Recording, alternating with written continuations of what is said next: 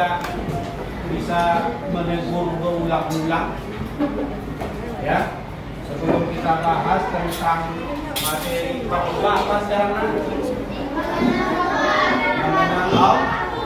mengenal Allah melalui Asmaul Husna.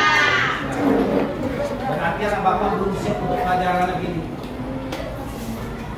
Kesepakatan kelas kita, ya nak ya, udah dibentuk ditulis nak kesepakatan kelas kita ini. Tidak ada kalau buat kesepakatan kelas. Apa diantaranya nak? Tidak boleh bercarut, tidak boleh ribut ketika sedang belajar. Itu kesepakatan yang harus kita jalankan. Itu kalian buat bersama. Lalu kalau dilanggar, itu kamu dukung, jangan salahkan guru. Tengok tuh masih ada juga cerita. Berarti belum siap anak bapak menerima pelajaran itu. Ya. Oke, anak bapak, kita mulai. Kita mulai pelajaran hari ini mengenai Asmaul Husna. Asmaul Husna. Oke. Baik, bapak tampilkan materi Asmaul Husna di buku kamu. Halaman berapa tuh nak Asmaul Husna ya? Silakan buka bab 2. Ya, silakan buka bab 2. Ya. Asmaul Husna. Ya. Di kelas 5 kemarin kita sudah membahas Asmaul Husna ya nak ya? Udah bahas ya?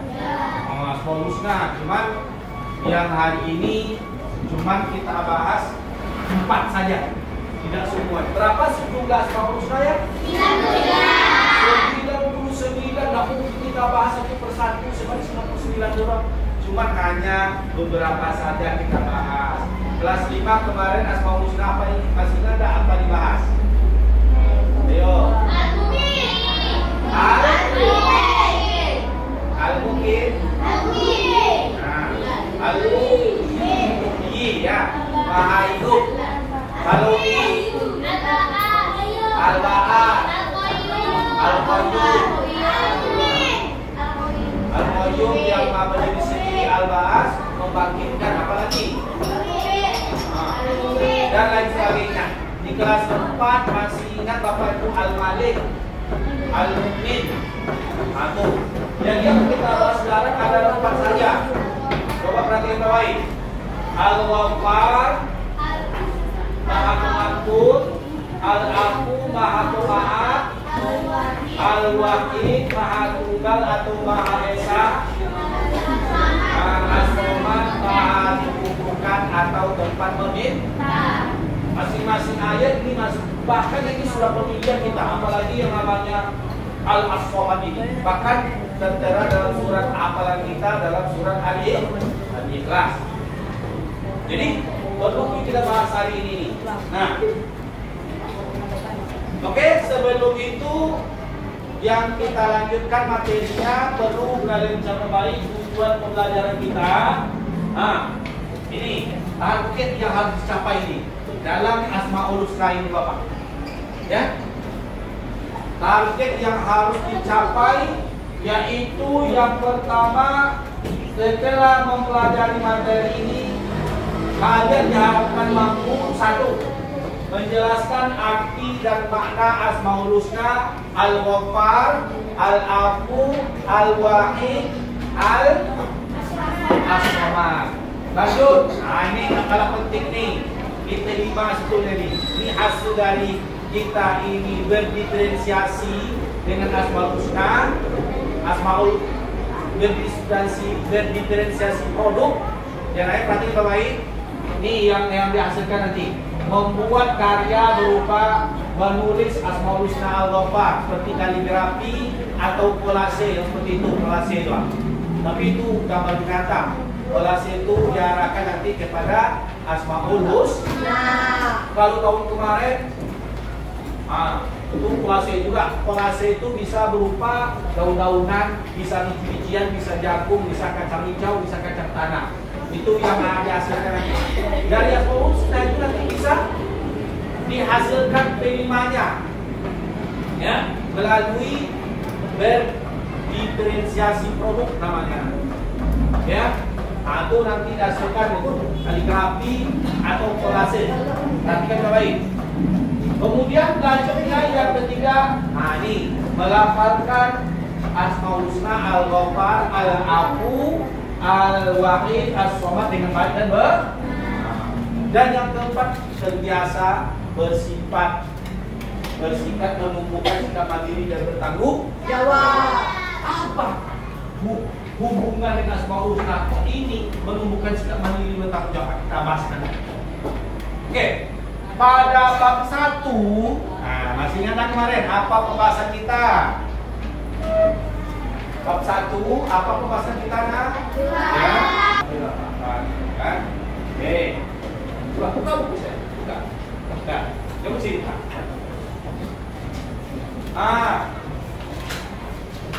Pada bab 1 kemarin, masih ingat tak pembahasan kita tentang apa? Ad-Duha. Surah Ad-Duha. Masih ingat tak pokok isi kandungan surah Ad-Duha itu? Masih ingat? Nah, sekarang kalau kamu memahami betul-betul, ya, surat Ad-Duha itu kira-kira di 4 Asmaul Husna ini, nah, ayo, mana ada kaitannya dengan surah Ad-Duha kemarin? Coba kamu tulis di buku tulis latihan kamu, Bapak kasih waktu 5 menit. Nah, kaitannya menurut saya begini, tulisannya ada ya. Kaitannya menurut saya dengan apa nama husnanya? Nih, ya, Asmaul Husnanya. Ya. Kemudian alasannya apa kamu kaitkan dengan alasan dari 4 itu? Alasannya apa minta? Coba 5 menit saja. Nama kaitannya adalah Asmaul Husnanya. Oke, alasannya kenapa kamu kaitkan dengan ini? Apa nama itu kaitannya dengan surah Ad-Duha kemarin? Kalau kamu memahami isi kandungan surat Ad-Duha kemarin, ya latihan 5 menit saja. Ayo, kita teknik problem solving ya, mencari sendiri jawabannya.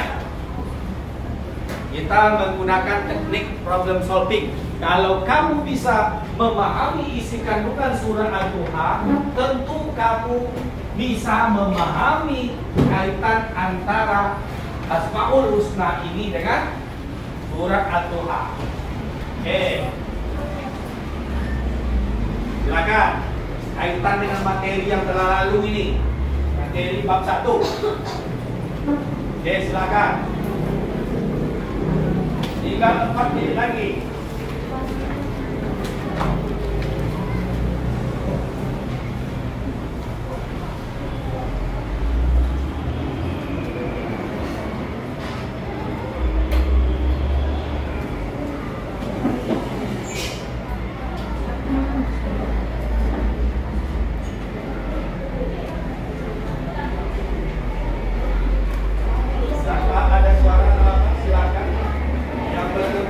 Adalah tangan, bukan mulut.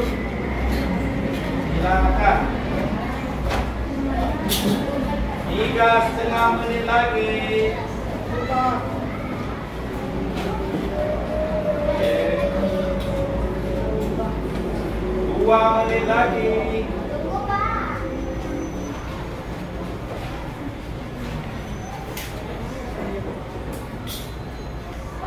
2 menit lagi.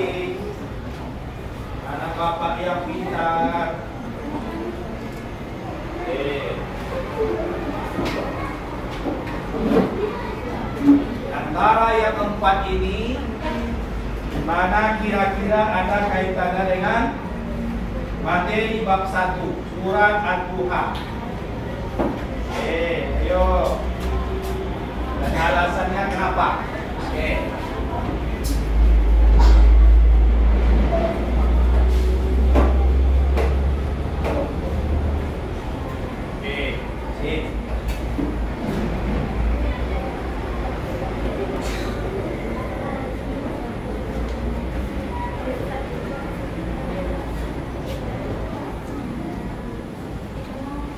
menit lagi. Gimana selesai ya? Udah nak? Belum. Yang belakangnya siapa namanya? Belakang. Amit. Yang samping Amit? Albino. Oke. Siapa yang sudah siap? Ayo. Siapa yang sudah siap? Tunjuk tangan. Oke, silakan. Ayo, ayo. Dapatnya banyak kata-kata, cuma 2 kata, 3 kata. Alasannya ini. Ayo. Di antara 4 ini mana kaitannya sama buah? Sebabnya buku ini sama dengan tematik ini. Walaupun ini buku merdeka, antara bab 1, bab 2 ada kaitannya, bab 2 dengan bab 3 ada kaitannya. Ya, bab 3 dan keempat ada kaitannya. Elemen-elemennya ada kaitannya juga. Kalau ini kita bahas akidah sekarang nih. Kemarin membahas tentang Al-Quran dan hadis. Apa kaitannya? Nah ini. Kok surat Ad-Duha yang pertama kemarin? Tunjuk tangan. Ayo. Silakan. Bapak jawab. Berarti cuma menjelaskan itu. Kalau tidak ada kalian anak. Ayo. Coba kamu. Siapa namanya saya? Raskia. Coba. Menurut Raskia alasannya dan kaitannya dengan Asmaul Husna yang terpakai. Silakan Raskia. Kaitannya dulu dengan Asmaul Husna yang mana sayang? Yang mana? Dengan? Tidak, dengan apa dulu? Dengan apa kaitannya? Apa keseluruhannya? Yang baru As-Somad. Oke, As-Somad. Nah, alasannya ya As-Somad. Kata Raskia kaitannya dengan As-Somad. Alasannya? Tunjukkan. Ini betul ini. Sebetulnya semua berkaitan, tapi yang hampir dengan perilaku kita dengan betul. Kenapa? Ingat, kemarin dalam surat Ad-Duha katanya dilarang kita menghadi anak yatim dan menghadi fakir miskin. Ya. Kita terapkan dalam kehidupan sehari-hari. Kita jadikan Asmaul Husna itu dalam diri kita. Asmaul Husna itu diantaranya As-Somad, tempat meminta maha dibutuh. Apabila ada anak yatim yang terlunta-lunta, fakir miskin yang meminta-minta, yang membutuhkan bantuan kita, apalagi ada teman dekat kita, anak yatim umpamanya, marilah kita ulurkan tangan untuk memberikan bantu. Satunya itu. Ya? Salah satunya. Dan ingat, ayat itu dituju dengan fahadin.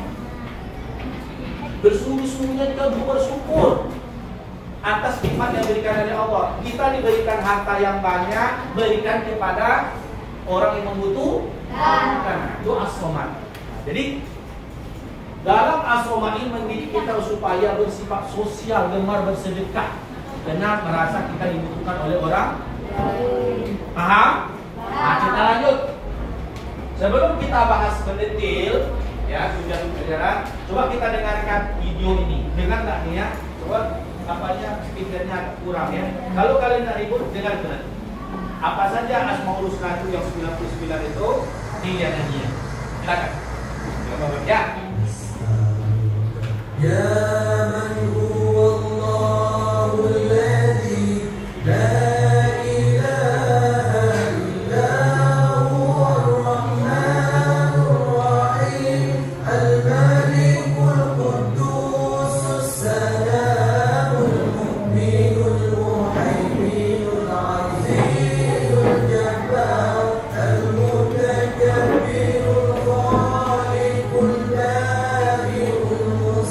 we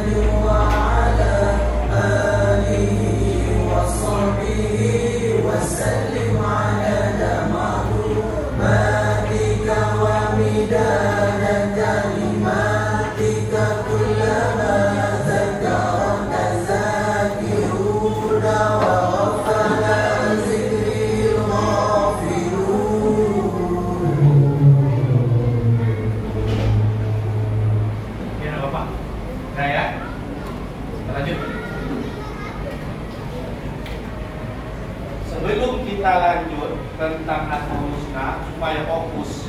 Bapak ada trik tersendiri sebetulnya. Kalau sebetulnya ini apabila trik ini kita lakukan apabila ada orang emosional, itu lakukan di antara trik ini. Di antaranya trik kita lakukan biasanya kita menghela nafas. Ya, orang umpamanya stres, banyak stres, terus marah-marah. Apa kata orang? Tarik istighfar, tarik nafas dulu, buang nafas. Itu untuk merelaksasi otak kita. Ya, dalam istilah pembelajaran namanya kontrol sosial emosional namanya. Mau Bapak ajarkan? Di antaranya, kalian dengar bersemedi nak? Dengar kata-kata bersemedi nak? Pernah dengar kata-kata bersemedi? Soal penjawab apa orang bersemedi? Hah? Membijikkan mata, konsentrasi. Nah, ini diterapkan dalam pembelajaran itu untuk apa? Supaya kita konsen dalam belajar. Mau pertengokkan videonya, tapi ikuti nanti arahan dia ya. Oke, kita ikuti arahan dia. Jangan ada ribut. Nah, ini untuk memfokuskan kamu belajar itu. Perhatikan terbaik. Oke. Ini teknik stop namanya, nah. Ya. Nah, ini aja lah. Posisi duduk kita sebetulnya seperti ini, bersila.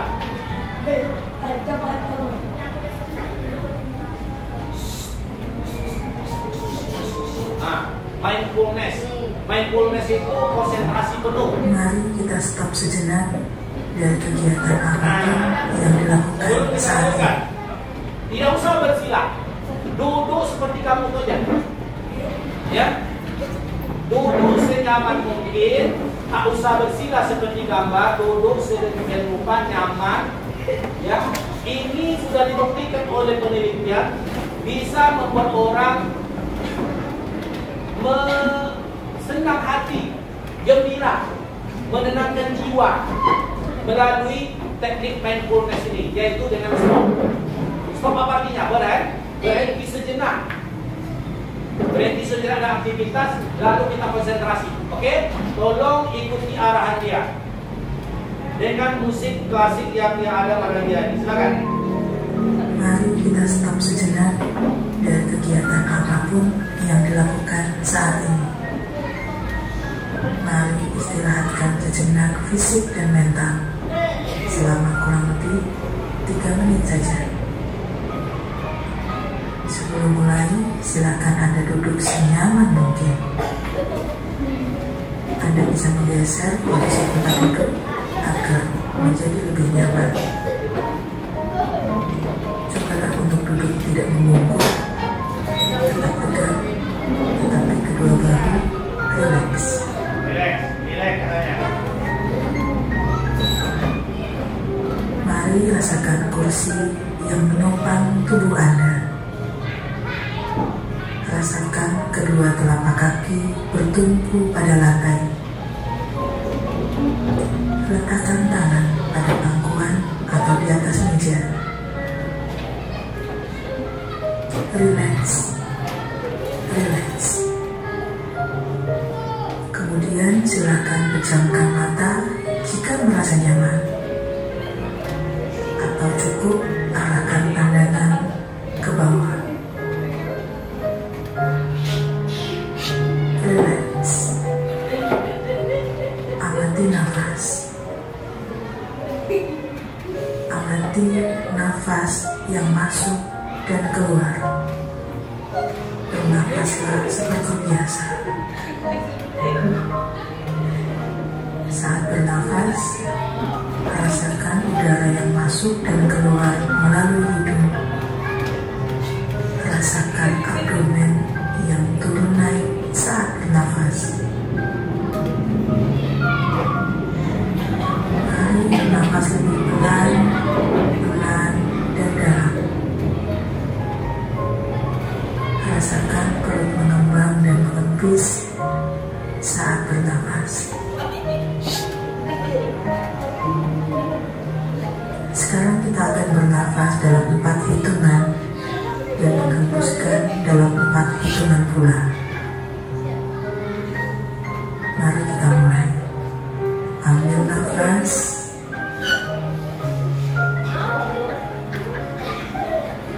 Hembuskan.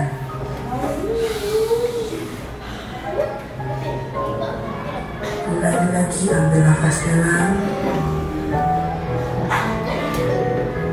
Hembuskan. Ulangi terus. Amati tubuh yang terasa lebih rileks saat mengeluarkan nafas. Mulai dari otot wajah, sekitar dahi, kelopak mata, pipi, rahang, dagu, kemudian kedua bahu, lengan atas, dan jari jemari Anda. Amati nafas yang lebih tenang dan pelan. Amati perasaan Anda saat ini. Apakah yang Anda pikirkan saat ini? Apakah pilihan yang akan Anda lakukan setelah ini?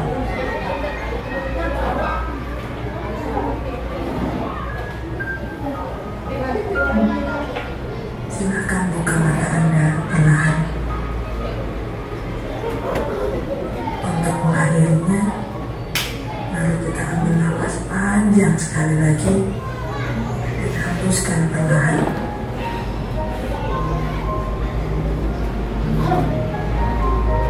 Letakkan kedua tangan menyilang di depan dada. Telapak tangan silakan diletakkan di kedua pundak Anda. Perlahan berikan tepukan ringan di pundak kalian masing-masing dan ucapkan dalam hati, terima kasih untuk diriku yang sudah berjuang sampai hari ini. Setelah ini, silakan lanjutkan kembali kegiatan Anda dengan membawa perasaan yang lebih tenang, pikiran yang berfokus, dan tubuh yang lebih rileks. Menurut penelitian, negara yang paling maju dunia pendidikan adalah Finlandia. Ya, negara paling maju pendidikan Finlandia. Kalian tahu apa dilakukan setiap sebelum belajar? Sistem mindfulness ini. Supaya apa? Supaya konsentrasi penuh. Kalau kita selalu menyepelekan ini, lengkok ketawa. Kalau pelajar di sana itu konsentrasi melalui mindfulness ini, sistem stop. Banyak sistem itu. Selain kita konsentrasi, kalau sering orang lakukan mindfulness, sistem stop, itu membuat wajah orang ada tak umurnya kalau 50 tahun, tapi awet muda kan? Karena dia selalu melakukan mindfulness. Ya, orang yang sering marah-marah, yang stres itu cepat tua. Tapi kalau dia selalu mengirim mindfulness, akan bisa menenangkan jiwa di selain dia mengucapkan istighfar. Oke, saya yakin kalian sudah konsentrasi penuh tadi ya. Baru kita masuk materi kita. Oke, materi kita adalah tentang Asmaul Husna. Ya, Asmaul Husna. Oke, tolong dicatat. Tolong nanti dicatat mana hal-hal yang penting tentang 4 Asmaul Husna ini. Ya, catat perkara-perkara penting. Apa itu Al-Ghaffar, apa itu Al-Afu, apa itu Al-Wahid, apa itu Al-As-Samad, dan bagaimana menerapkan dalam kehidupan sehari-hari. Silakan simak video ini. Silakan.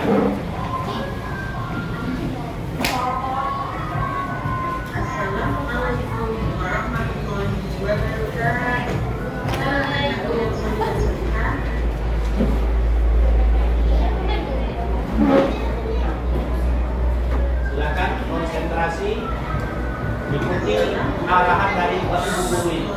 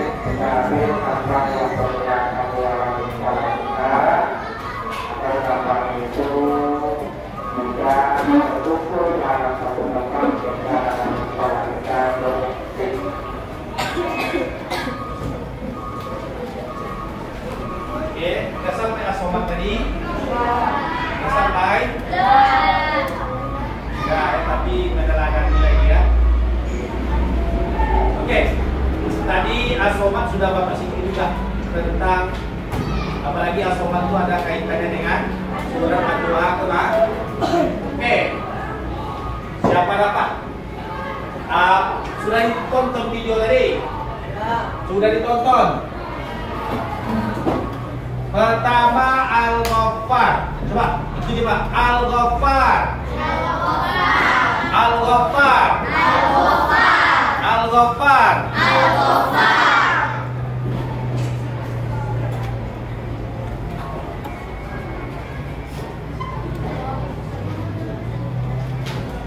Al-afu. Al-afu. Al-afu. Al-afu.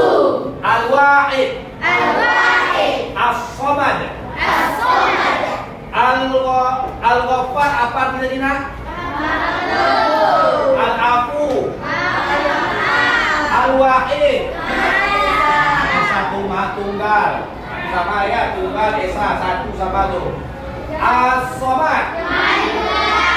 Bukan atau depan meminta satu dulu. Al-ghaffar. Bagaimana sikap kita meneladani sikap Al-ghaffar itu?